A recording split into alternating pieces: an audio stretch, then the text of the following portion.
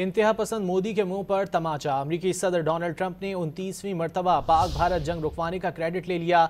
Air force one में सहाफ़ियों से गुफ्तगू में कहा कि भारत ने उनके कहने पर पाकिस्तान के तनाज़े को ख़त्म किया। ट्रंप ने सहाफ़ी के सवाल के जवाब में कहा कि भारत के साथ ट्रेड डील अभी तक फाइनल नहीं हुई। भारत पर 25% टैरिफ की धमकी देते हुए ट्रंप ने कहा कि भारत ने अमरीकी मसनूआत पर किसी भी ममालिक से ज़्यादा टैरिफ वसूल किए, लेकिन अब वो ऐसा नहीं कर सकते। India's been, they're my friends and he's my friend, and you know they ended the war with Pakistan at my request and that was great. Is the deal with India finalized?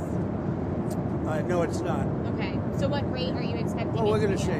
We're going to see, but India's been a good friend, but India has charged basically more tariffs than almost any other country.